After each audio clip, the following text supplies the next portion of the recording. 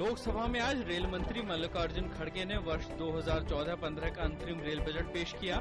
सीमांध्र और तेलंगाना क्षेत्र के सांसदों के भारी शोरगुल और हंगामे के कारण खड़गे को बीच में ही अपना भाषण रोकना पड़ा। उन्होंने अंतरिम रेल बजट को सदन के पटल पर रखा। केंद्रीय रेल मंत्री मल्लिकार्जुन खड़गे ने कहा कि बनिहाल और काजीगुंड को जोड़ने वाली सुरंग का निर्माण इंजीनियरिंग का अद्भुत नमूना है। रेल मंत्री ने की 17 नई प्रीमियम ट्रेन चलाने की घोषणा। 38 एक्सप्रेस ट्रेन, 10 पैसेंजर, 4 मेमू और 3 नई डेमू ट्रेन शुरू करने का ऐलान। 19 नए सेक्टर में रेल लाइन बिछाने के लिए सर्वे होगा शुरू। 5 लाइनों के दोहरीकरण पर काम शुरू करने का ऐलान। जुलाई 2014 से मुंबई में AC AMU सेवा की होगी शुरुआत। AC चेयर कार और एग्जीक्यूटिव चेयर कार के लिए भी अपग्रेडेशन सेवा होगी शुरू। यात्रियों को होगी सहूलियत। यात्री किराए और माल भाड़े से रेलवे को 1,60,000 करोड़ रुपए मिलने का अनुमान।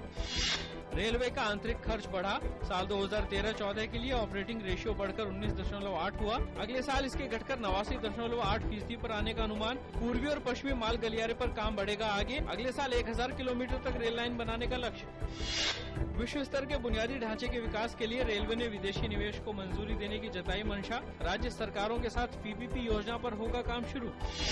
रेलवे का ऊर्जा संरक्षण पर खासा जोर। Windmill plant, solar power plants लगाने पर काम शुरू। शुरुआत में 200 रेलवे स्टेशन और 26 भवनों की छत को इसके दायरे में लाया जाएगा।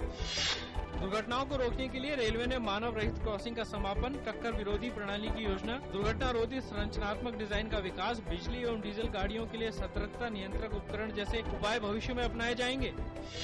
CPI नेता गुरुदास दासगुप्ता ने अंतरिम बजट में नई रेलगाड़ियों की घोषणा का स्वागत किया। साथ ही उन्होंने कहा कि रेल मंत्री ने अपने बजट में सुरक्षा पर कोई खास महत्व नहीं दिया है। JDU अध्यक्ष शरद यादव ने कहा कि इस रेल बजट में पिछड़े इलाकों के लिए कोई खास पहल नहीं की गई है। कांग्रेस नेता जगदम्बिका पाल ने बजट में नई ट्रेनों की घोषणा को बताया उल्लेखनीय।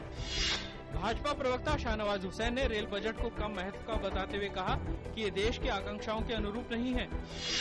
सूचना और प्रसारण मंत्री मनीष तिवारी ने भारत 2014 का विमोचन किया। केंद्रीय मंत्री ने सोशल मीडिया पर बढ़ती हुई असहिष्णुता पर कहा कि प्रेस की स्वतंत्रता खतरे में है, जिससे स्वतंत्रता के मौलिक प्रश्न लाने के लिए चर्चा शुरू हो गई है। IPL के 7वें संस्करण में भारतीय बल्लेबाज युवराज सिंह अब तक के सबसे महंगे बिकने वाले खिलाड़ी रहे। रॉयल चैलेंजर्स बेंगलोर ने 14 करोड़ रुपए में खरीदा। दूसरा स्थान हासिल हुआ भारतीय विकेटकीपर बल्लेबाज दिनेश कार्तिक को, जिन्हें दिल्ली डेयरडेविल्स ने 12.5 करोड़ रुपए की बोली लगाकर हासिल किया।